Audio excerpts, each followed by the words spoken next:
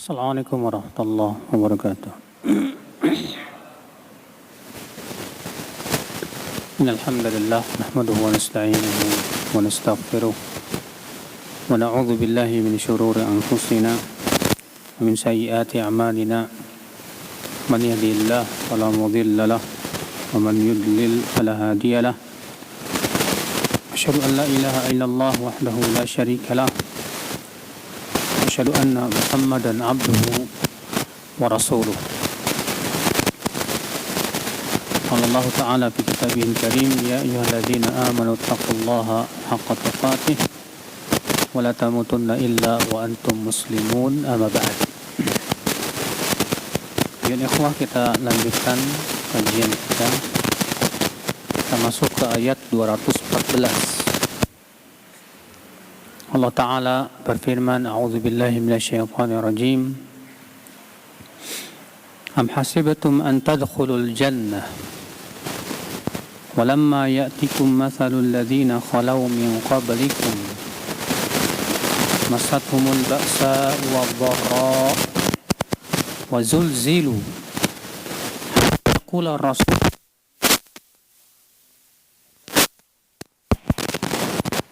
ala inna nasrallahi qarib. Am hasibatum, atau apakah kalian mengira, ya apakah kalian mengira, an tadkhulul jannah, untuk masuk ke dalam surga, walamma ya'tikum mathalul ladzina khalaw min qablikum, sementara belum datang kepada kalian seperti yang menimpa orang-orang sebelum kalian. Masathumul ba'sa wadh-dharra, mereka ditimpa kesulitan dan kesusahan. Wa zulzilu, bahkan diguncang mereka dengan berbagai macam ujian. Hatta yaqula rasulu walladzina amanu ma'ahu mata nasrullah, sehingga Rasul dan orang-orang yang beriman berkata, kapan datangnya pertolongan Allah Subhanahu wa taala? Ala inna nasrallahi qarib. Ketahuilah, sesungguhnya pertolongan Allah itu dekat. Di sini Allah Subhanahu wa taala ya mengingatkan kepada kita semuanya, ya ikhwah, bahwa untuk masuk ke surga itu tidak semudah yang dibayangkan. Karena surga itu dikelilingi oleh perkara-perkara yang ya sulit. Maka Allah mengatakan, apakah kalian mengira kalian akan masuk surga sementara belum menimpa kalian seperti yang menimpa orang-orang sebelum kalian. Mereka ditimpa kesusahan, kesulitan, berbagai macam ujian. Maka dari itu, ikhwatul Islam, ya, ternyata untuk masuk surga kita harus menghadapi ujian dulu.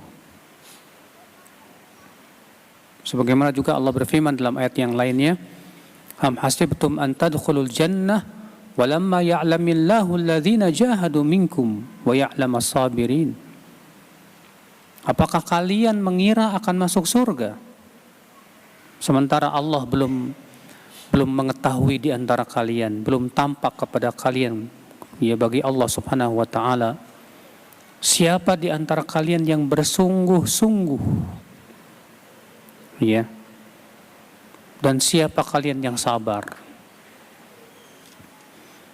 Makanya ikhwatul Islam, jalan menuju surga itu membutuhkan kesabaran, membutuhkan keimanan, membutuhkan kekuatan, kesungguhan. Jalan menuju surga itu bukan sebatas angan-angan, saya pengen masuk surga, saya ya insya Allah masuk surga. Tidak. Ya, karena setiap orang yang beriman pasti diuji. Siapapun kita pasti diuji oleh Allah Subhanahu wa taala. Kadang ujian itu dengan apa? Kesulitan, kesusahan, musibah, bencana, malapetaka. Terkadang ujian itu diberikan dengan apa? Kesenangan. Dan pasti semua kita inginnya diuji dengan kesenangan kan. Tapi kita ya banyak yang tidak sabar dengan kesenangan, Pak. Karena dengan kesenangan justru dibuka pintu-pintu syahwat. Dengan kesenangan terbuka pintu-pintu maksiat. Banyak orang yang tidak sabar dengan kesenangan. Saat ia senang lebih banyak lalai. Dilalaikan oleh HP, dilalaikan oleh game, dilalaikan oleh berbagai macam hal yang melalaikan. Ya. Saat kita senang, kita rasa takut kepada Allahnya berkurang. Inilah akal Islam. Di sini Allah Subhanahu wa taala ya mengingatkan kita. Taib, kita ambil faidah yang bisa dipetik dari ayat ini, kata Syekh Muhammad bin Shalih Al-Utsaimin rahimahullah. Min fawaidil ayah, di antara faidah yang bisa kita petik dari ayat ini, inayatullahi azza wa jal bihadhil ummah. Itu perhatian Allah Subhanahu wa taala terhadap umat Islam ini. Haitsu yusalliha bima waqa'a bi ghairiha. Ya, apa perhatiannya? Itu Allah menghibur umat Islam dengan umat-umat sebelumnya. Artinya bahwa umat-umat sebelum kalian itu diberikan ujian berat banget loh. Maka kalian pun hai umat Islam tidak mungkin bisa masuk surga kecuali dengan melalui dan menghadapi apa? Ujian demi ujian tersebut. Maka ketika kita melihat ya orang yang lebih berat ujiannya dari kita, terhibur kita, Pak. Tapi ketika kita melihatnya kepada orang yang lebih senang dari kita malah tidak menjadi orang yang bersyukur. Kita menjadi orang yang kufur kepada Allah Azza wa Jalla. Cuma dalam hadis ya Rasulullah SAW pernah ya melewati Khabbab bin Al-Arat yang sedang disiksa.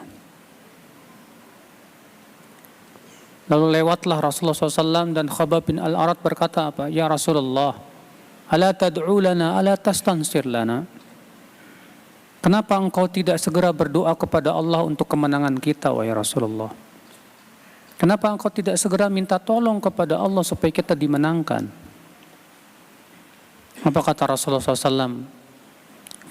Qad kana man qablakum yu'khadhu ar-rajul fayuhfaru lahu fil ard fayuj'alu fiha thumma yu'ta bil minshar fayudha'u ala ra'sihi fayuj'al nisfain wa yumashat bi amshatil hadid ma duna lahmi wa 'azmi ma yasudduhu dzalika an dinihi walakinnakum qaumun tasta'jilun.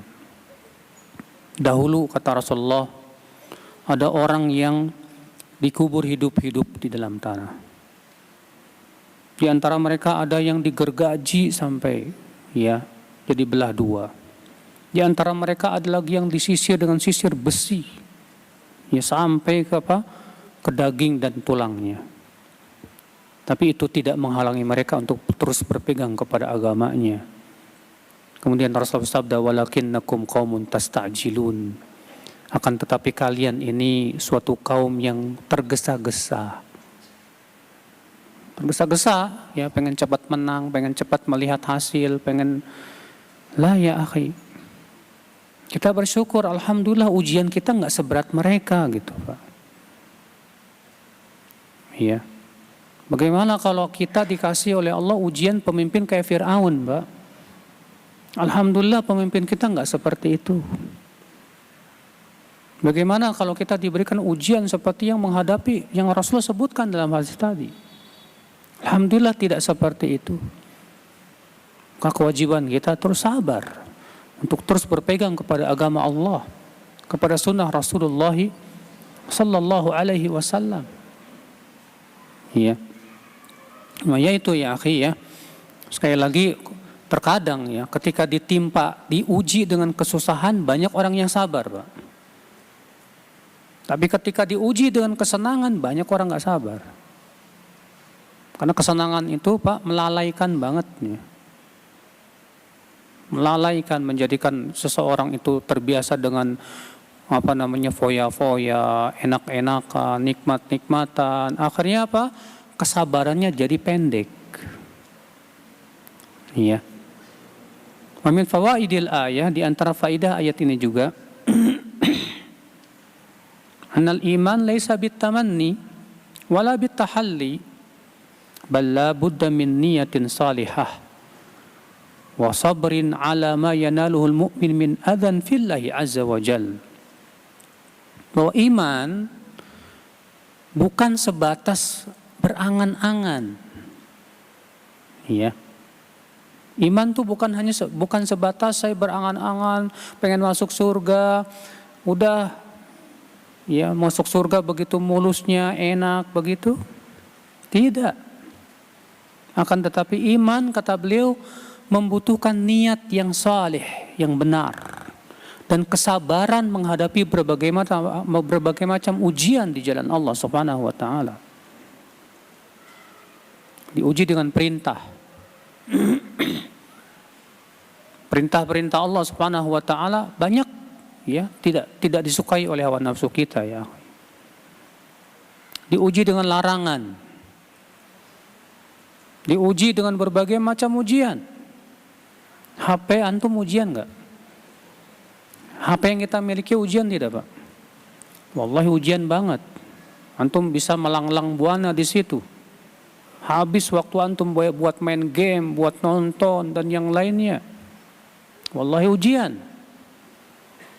Dan banyak di antara kita gagal ujian, Pak, menghadapi ujian HP itu, Pak.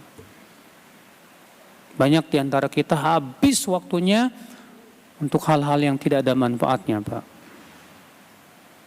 Makanya setiap kita introspeksi diri. Kalau kita ternyata kalah terus dan terus-menerus terjerembab dalam maksiat gara-gara HP, mendingan lem biru aja udah. Lem biru lagi. Jual aja udah. Beli HP yang jadul, yang cuma buat SMS-an sama telepon doang, kholas. Iya. Daripada itu jadi sebab masuk neraka.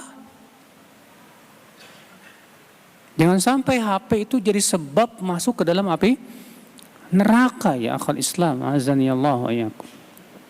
Jadi setiap kita pasti diuji, ya, diuji. Ketika antum berkata saya mau taubat, Allah uji, Allah ingin lihat bagaimana kejujuran kita dalam taubat kita. Benar enggak kita mau taubat? Allah mengatakan apa? Alif lam mim ahasiban nas ayyutraku ayyaqulu amanna wa hum la yuftanun. Apakah manusia mengira, kata Allah, akan dibiarkan berkata kami beriman sementara ia tidak diuji oleh Allah? Enggak mungkin. Tidak mungkin, Pak. Orang beriman itu lepas dari ujian, enggak mungkin. Iya. Karena dunia ini disebut oleh para ulama apa? Darul ibtila, negeri ujian. Dunia itu negeri apa? Negeri ujian, saudaraku sekalian. Azani Allah wa iyyakum. Aminha faedah selanjutnya, hikmatullahi azza wa jal, haitsu yabtalil mu'minina bimithli hadhil masa'ib al-'azimah imtihanan hatta yatabayyana as-sadiqu min ghairihi. Di antara faedah ayat ini menunjukkan kepada ya hikmahnya Allah Subhanahu wa taala. Apa hikmahnya? Yaitu Allah menguji kaum mukminin dengan musibah-musibah yang berat terkadang. Supaya apa? Allah menguji. Kenapa harus ada ujian, Pak? Kenapa harus ada ujian? Supaya terlihat siapa yang jujur benar imannya, siapa enggak. Dalam kehidupan dunia saja ya, yang namanya ujian itu penting loh.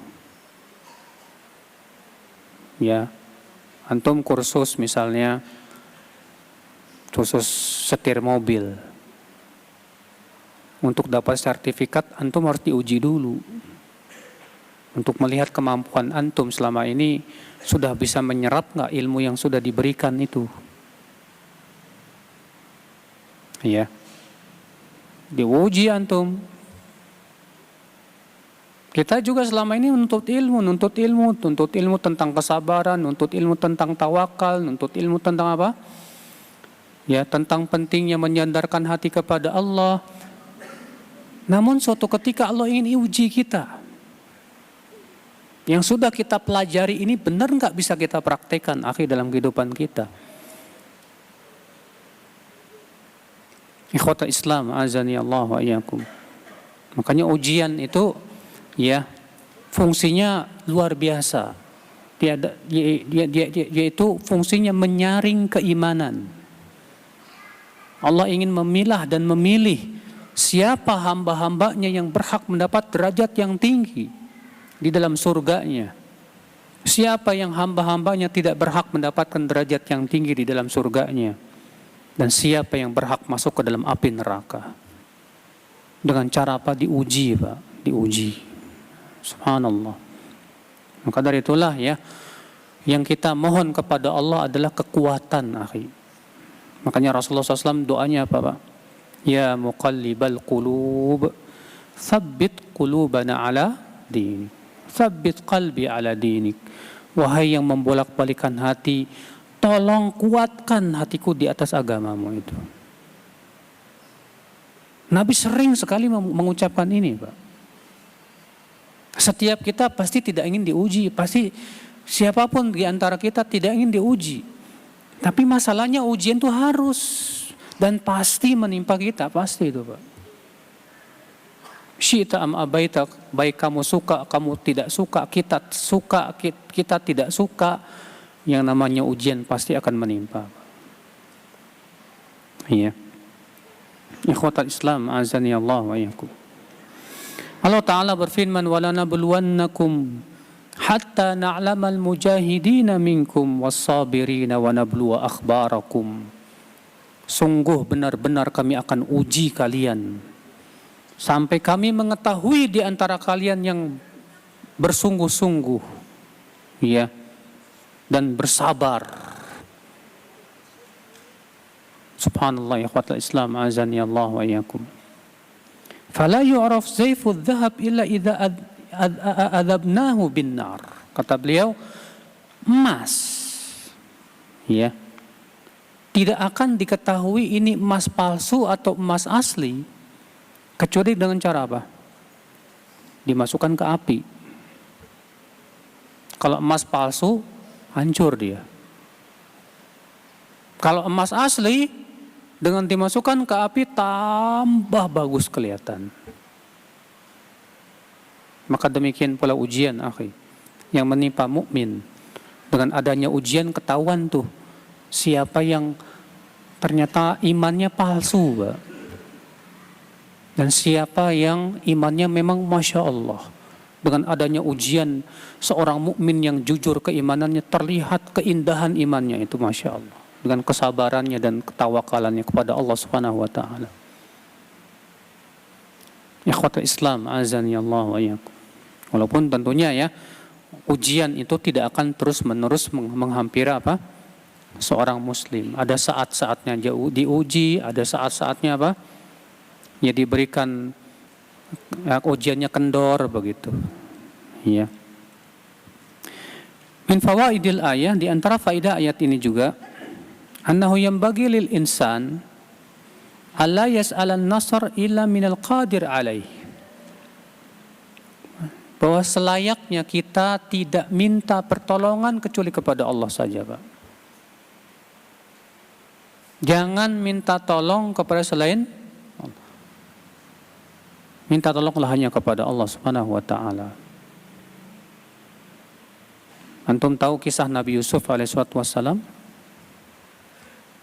Nabi Yusuf alaihissalatu wassalam saat di penjara kan ditemani oleh dua orang. Lalu dua orang ini dua-duanya bermimpi.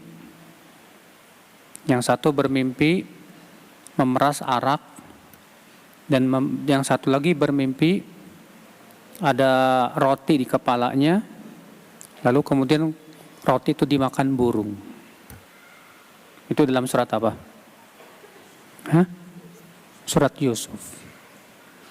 Ini bangunin nih. Kamu mau duduk di majlis ta'lim atau mau tidur? Kalau mau tidur silahkan. Keluar aja di sana. Yang di sini. Ya. Kemudian apa kata Nabi Yusuf? Adapun yang kamu yang bermimpi memeras, kelak kamu akan menjadi pelayan istana. Adapun kamu yang bermimpi, ya, rotinya di atas kepala kemudian dimakan, kamu akan dipenggal. Apa kata Nabi Yusuf kepada orang yang selamat ini akan jadi pelayan istana? Uzkurni inda rabbik.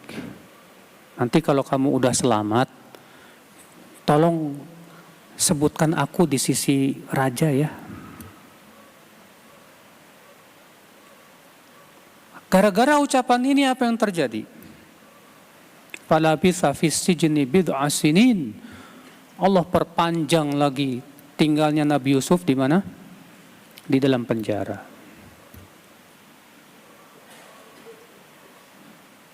Subhanallah, akhal Islam, azani Allah wa iyyakum. Kenapa Allah memberikan peringatan kepada Nabi Yusuf tentang masalah ini? Supaya benar-benar Nabi Yusuf mintanya hanya kepada Allah. Kita hanya minta tolong kepada Allah subhanahu wa ta'ala ya. Dan ingat ya, ketika tidak ada manusia yang mau menolong kita, itu artinya Allah ingin Allah saja yang menolong kita. Iya.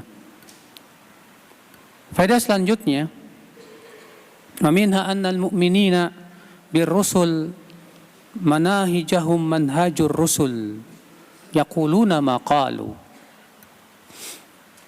Bahwasanya orang-orang yang beriman kepada para rasul, manhaj mereka itu sama dengan manhaj para rasul. Orang-orang yang beriman kepada para rasul, manhaj mereka harus sama dengan manhaj siapa? Rasul.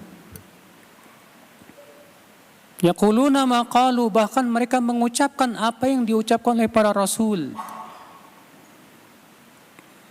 Itu firman Allah, hatta yaqula rasul walladzina amanu ma'ahu mata nasrullah. Saking beratnya ujian mereka, sampai-sampai rasul dan orang-orang yang beriman bersamanya berkata, kapan pertolongan Allah akan datang? Di situ Allah mengatakan rasul dan kaum mukminin yang bersamanya. Berarti kaum mukminin itu yang memang benar-benar beriman kepada rasul, dia ikuti rasul sudah. Adapun kemudian kita tidak mengikuti rasul, ya, lebih mengagungkan imam-imam kita di atas pendapat rasul, lebih mengikuti pendapat-pendapat ustadz kita, kiai kita daripada pendapat rasul, maka hakikatnya kita belum mengikuti Rasul sallallahu alaihi wasallam ya. Iya. Pada selanjutnya, wa minha tamamu qudratillahi azza wa jal, kesempurnaan kekuasaan Allah subhanahu wa ta'ala, di mana Allah berfirman, ala inna nasrallahi qarib. Ketahuilah pertolongan Allah itu dekat datangnya. Dan memang biasanya begitu Pak. Pertolongan Allah itu baru datang saat kesabaran sudah mulai habis. Kita sudah berusaha sabar. Ketika kesabaran sudah mulai habis, disitulah Allah berikan pertolongan kepada kita. Supaya kita merasakan betapa agungnya dan betapa nikmatnya pertolongan dari Allah Azza wa Jalla. Supaya kita bersyukur atas nikmat-nikmatnya. Iya. Makanya nggak boleh kita putus asa. Ya, dari rahmat Allah Azza wa Jalla nggak boleh. Wa minha faidah selanjutnya hikmatullah haitsu yamna'un nasr li fatratin muayyanah minaz zaman.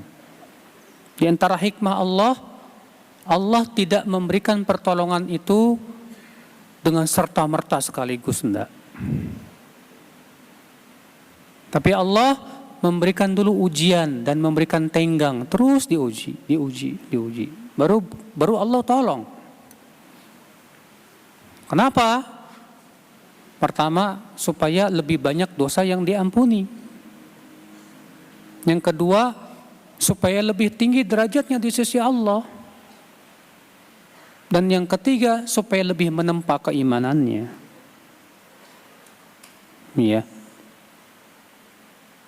Maka dari itu ya akhi, ujian yang menimpa seorang mukmin itu tidak akan sampai menghancurkan hidupnya, tidak. Makanya Allah mengatakan walanabluwannakum bisyai'im minal khaufi wal ju'i wa naqsin minal amwali wal anfus wath thamarat wa basyiris sabirin. Sungguh kami akan uji kalian dengan sesuatu dari rasa takut, ya rasa lapar, kekurangan harta, jiwa dan buah-buahan.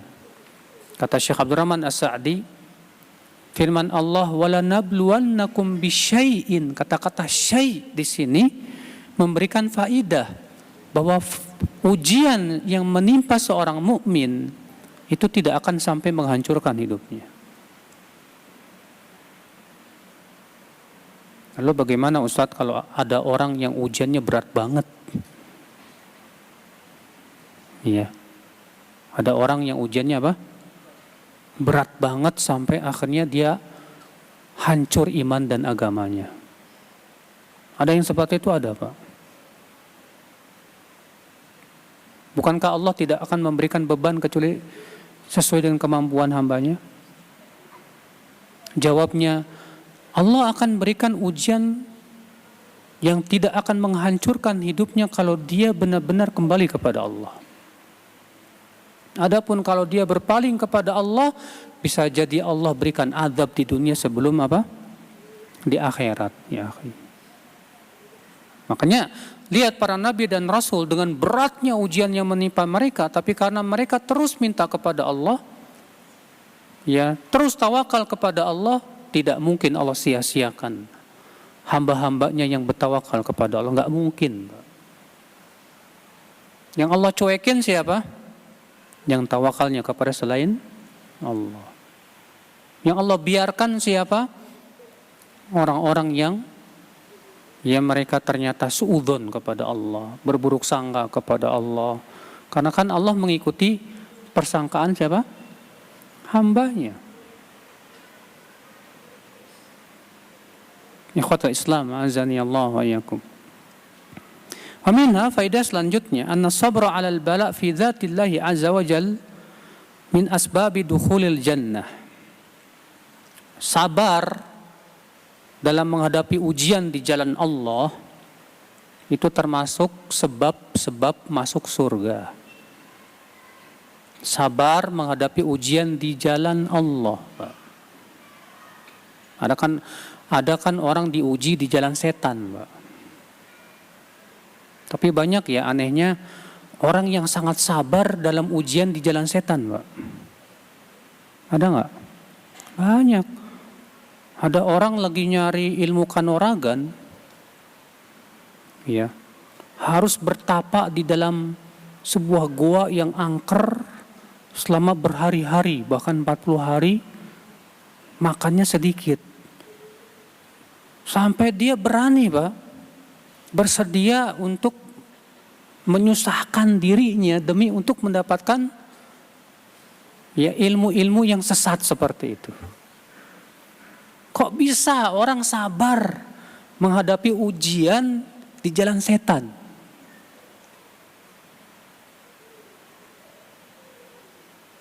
Mungkin antum pernah mendengar kisah Imam Ahmad bin Hanbal. Ketika Imam Ahmad bin Hanbal ditangkap oleh Khalifah Ma'mun Al-Mu'tasim Billah, yang kemudian Imam Ahmad hendak disiksa hanya karena tidak mau mengucapkan Al-Quran apa? Makhluk. Ketika beliau dibawa ke ruang penyiksaan, tiba-tiba Imam Ahmad ditarik bajunya oleh seseorang. Lalu Imam Ahmad menoleh. Lalu orang ini berkata, "Kamu kenal aku tidak?" Kata Imam Ahmad, "Tidak." "Aku Abul Haytham. Aku penjahat nomor 1 di negeri ini.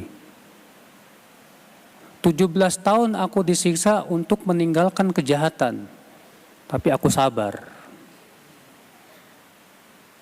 Maka kamu harusnya lebih bisa bersabar." Masya Allah. "Saya 17 tahun," kata dia, "saya disiksa untuk meninggalkan kejahatan, saya tidak tinggalkan kejahatan, saya sabar." Masya Allah. Ada ternyata orang-orang yang sabar di atas apa? Kejahatan, sabar di atas kemaksiatan. La ilaha illallah. Masa kita tidak sabar di atas kebenaran? Makanya ya semenjak itu Imam Ahmad mendoakan tuh, semoga Allah merahmati Abul Haytham. Semoga Allah merahmati Abul Haytham. Sampai anaknya Imam Ahmad yang bernama Abdullah merasa heran. Kok bapaknya seringkali mendoakan Abul Haytham? Siapa itu bapak? Maka Imam Ahmad menceritakan kisah tadi. Iya. Artinya orang-orang yang di jalan kebatilan mereka mau sabar. Mengapa kita tidak sabar untuk mendapatkan sesuatu yang sangat mulia ya akhal Islam? Itu surga Allah Jalla wa'ala. Iya. Waminha faedah selanjutnya tabsyirul mu'minin bin nasr. Itu kabar gembira untuk kaum mukminin bahwa mereka pasti dibela oleh Allah. Pasti ditolong oleh Allah, Pak. Tapi kan untuk mendapatkan pertolongan ada syaratnya, Pak. Kapan Allah tolong kita? Apabila kita terus menolong agama Allah. Allah berfirman apa? Ya ayyuhalladzina amanu in tansurullah yansurkum wa yutsabbit aqdamakum. Hai orang-orang yang beriman, jika kalian menolong agama Allah, Allah akan tolong kalian. Dan Allah akan kokohkan kaki-kaki kalian di atas agamanya. Jadi syarat datangnya pertolongan kapan, Pak? Saat kita membela agama Allah. Bagaimana kita akan membela agama Allah kalau kita tidak menuntut ilmu? Membela agama Allah bukan sebatas berkuar-kuar di jalan-jalan, Pak. Hakikat membela agama Allah ini mempelajari ilmu dan mengamalkannya dan menyebarkannya kepada manusia. Agar manusia mau kembali kepada agama Allah Azza wa Jalla. Dan kita istiqamah di atas amalan saleh. Ya, di atas tauhid, di atas sunnah Rasul. Dan meninggalkan berbagai macam kemaksiatan. Itu membela agama Allah Azza wa Jalla. Maka ya akhal Islam, azani Allah wa iyyakum. Jadi kalau kita ingin ditolong oleh Allah, sabarkan diri kita untuk membela agama Allah. Sabarkan diri kita untuk menolong agama Allah dengan cara belajar terus. Menuntut ilmu dan mengamalkan ilmu ya akhi. Dan mendakwahkannya kepada siapa? Kepada manusia. Bela syariat ini dari orang-orang yang ingin merusak dengan pemikirannya yang rusak, Pak. Mungkin kalau ada orang yang mencaci maki Rasulullah, saya yakin semua orang marah, Pak. Kalau ada orang yang menghina Al-Quran, saya yakin semua marah, Pak. Tapi kan menghancurkan Islam itu, ya, yang paling berat bukan itunya, Pak. Dimasukkan ke dalam Islam orang-orang yang berbicara tentang Islam dengan apa? Dengan sebatas otaknya. Lalu kemudian dia ya mengotak-ngatik, menafsirkan Al-Quran, hadis sesuai dengan hawa nafsunya. Hancur Islam dengan cara seperti itu. Yang ngomongnya pakai pakaian Muslim, ya, pintar bahasa Arab. Yang seperti ini lebih menghancurkan Islam, Pak. lebih merusak Islam, Pak. Maka kita bela dengan cara apa? Bantah. Dan kita tidak bisa membantah kalau kita tidak menuntut ilmu Allah Azza wa Jal. Ikhwatul Islam, azani Allah wa iyyakum. Makanya jihad ilmu itu jihad yang besar, Pak. Allah menamai jihad ilmu dalam Al-Quran sebagai jihad yang besar. Allah berfirman dalam surat Al-Furqan, ini ayat 52. Fala tuti'il kafirina wajahidhum bihi jihadan kabira. Jangan kamu taati orang-orang kafir itu, kata Allah. Dan jihadi mereka dengan Al-Quran, dengan jihad yang besar. Ini ayat, sepakat seluruh ulama bahwa ini ayat Makkiyah, bukan ayat Madaniyah. Dan saat itu belum disyariatkan jihad dengan perang, belum. Semua ulama sepakat bahwa yang dimaksud dengan jihad dalam ayat ini adalah jihad dengan apa? Ilmu. Dengan ilmu, ya. Ternyata Allah menamai jihad dengan ilmu itu sebagai jihad yang apa? Yang besar, Pak. Yang besar. Iya. Maka jihad kita di zaman sekarang, kata Syekh Albani, yang paling agung adalah jihadul ilm. Menjihadi diri kita untuk mau menuntut ilmu. Untuk membaca kitab-kitab ulama, kita sibukkan dengan menuntut ilmu. Ya, jangan disibukkan dengan HP dan yang lainnya. Akhal Islam, azani Allah wa iyyakum.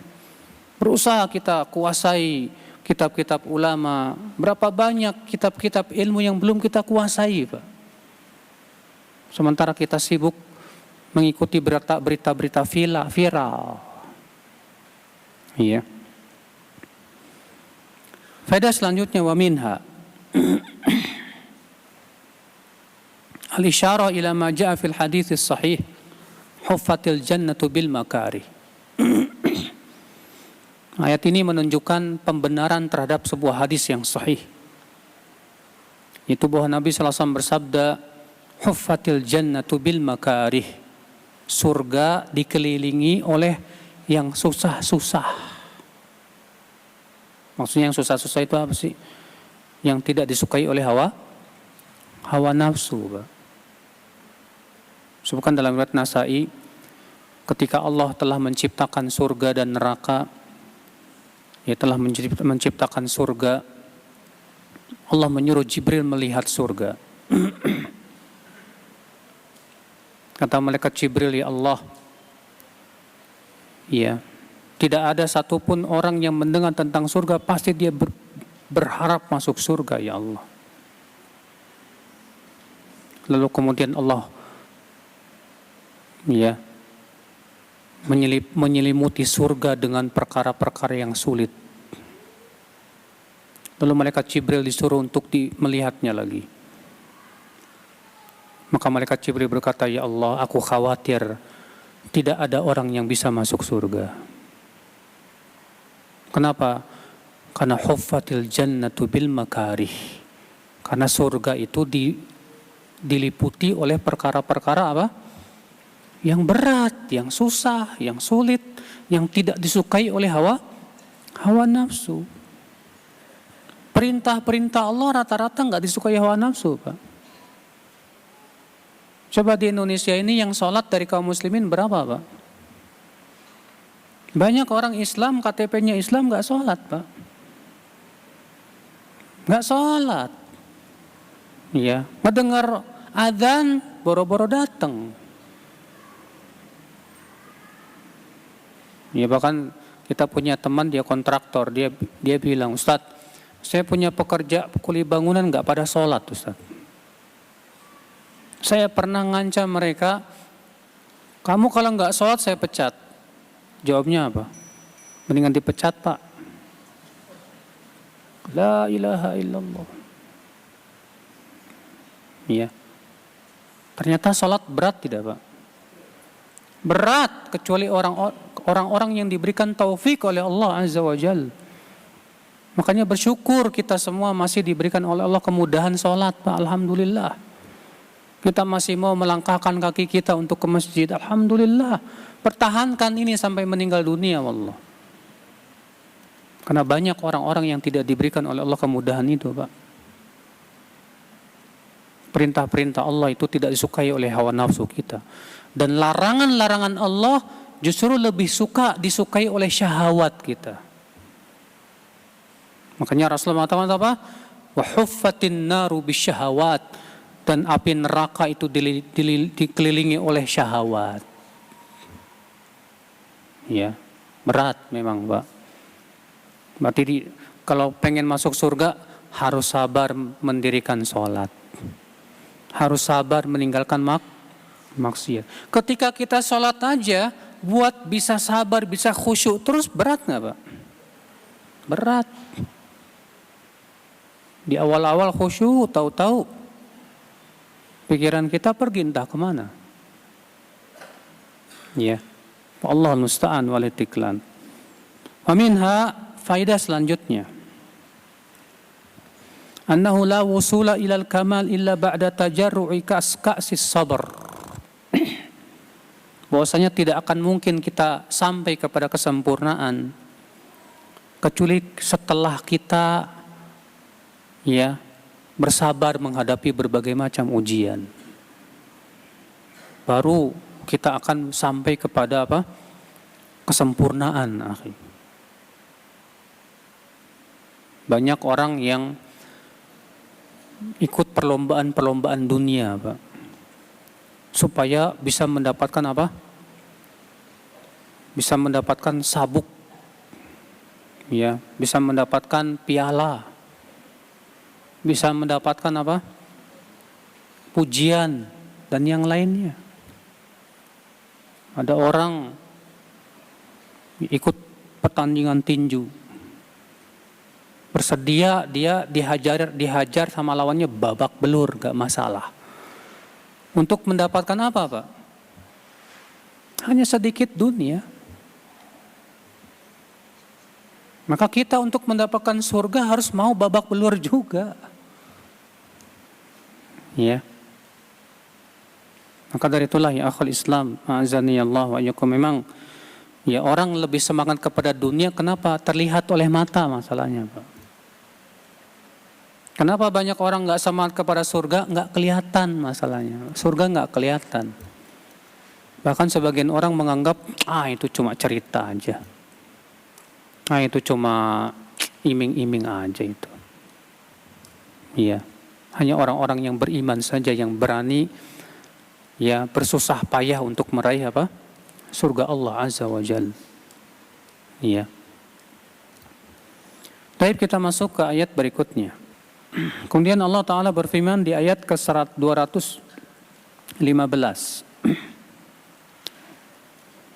Yas'alunaka madza yunfiqun. Dan mereka bertanya kepadamu apa yang bisa mereka infakkan. Qul ma anfaqtum min khairin. Katakan, apa-apa yang telah kalian infakkan itu dari harta. Falil walidain, maka hendaklah yang kamu dahulukan adalah orang tuamu. Wal aqrabin, dan orang-orang yang terdekat kepadamu. Wal yatama, dan orang-orang anak-anak yatim. Wal masakin, dan orang-orang miskin. Wabnis sabil, dan ibnu sabil. Ibnu sabil siapa? Ibnu sabil itu musafir yang kehabisan apa? Bekal. Wa ma taf'alu min khairin fa innallaha bihi alim. Dan apa yang kalian lakukan dari kebaikan, sesungguhnya Allah mengetahui perbuatan itu. Artinya Allah pasti catat dan Allah pasti berikan apa? Balasan. Iya.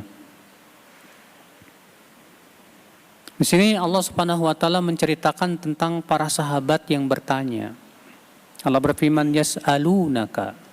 Mereka bertanya kepadamu. Siapa mereka di sini? Yaitu para sahabat Rasulullah sallallahu alaihi wasallam.